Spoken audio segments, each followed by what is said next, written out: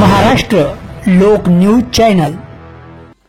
भोकरदन तालुक्यातील पिंपळगाव रेणुका येथील हिरव्या मिरचीचे नामांकित मार्केट शेतकऱ्यांना मिळत आहे 60 ते 70 रुपये किलो भाव। रोज होत आहे कोटी रुपयाची उलाढाल। महाराष्ट्र लोक न्यूज चॅनलसाठी भोकरदन प्रतिनिधी बाळासाहेब देशमुख। सविस्तर वृत्त असे की जालना जिल्हा भोकरदन तालुक्यातील पिंपळगाव रेणुका येथील मिरची मार्केट हे अवघ्या महाराष्ट्रात नामांकित असून येथे राजस्थान, हरियाणा, दिल्ली, छत्रपती संभाजीनगर असे दूर-दूरून मोठे मोठे परी येतात। यामुळे शेतकऱ्याला सध्या तरी चांगलाच भाव मिरचीला मिळत आहे। शेतकरी उन्हाळ्यामध्येच आपल्या मिरचीची लागवड करतात। 2 महिने अतिशय उन्हात कष्ट करून ही हिरवी मिरची पिकवतात।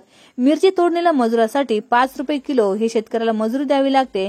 शिवाय खत, औषधी हे मिरचीच्या प्रत्येक तोडणी परत द्यावे लागते। यामुळे शेतकऱ्याला सुद्धा खूप खर्च येतो।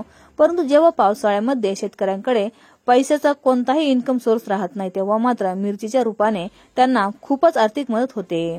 पिंपळगाव रेणुका या गावाला लागून 30 ते 40 गाव आहेत। या संपूर्ण परिसरातून हजारो शेतकरी आपली मिरची घेऊन या मार्केटला येतात। पिंपळगाव रेणुका येथील मार्केट कमिटीने व्यापाऱ्यांसाठी सर्व सुविधा उपलब्ध करून दिलेल्या आहेत। त्यामुळे व्यापारी वर्गाची कुठलीही गैरसोय होत नाही किंवा मिरची घेऊन येणाऱ्या शेतकऱ्यांना या मार्केटमध्ये योग्य भाव मिळावा यासाठी मार्केट कमिटीचे विशेष लक्ष असते। या मार्केटमध्ये हजारो वाहन मिरचीचे घेऊन येत असतात। त्यामुळे ट्रॅफिक जाम होऊ नये किंवा वाद होऊ नये यासाठी पारत पोलीस ठाण्याचे कर्मचारी यांनी विशेष बंदोबस्त ठेवलेला आहे।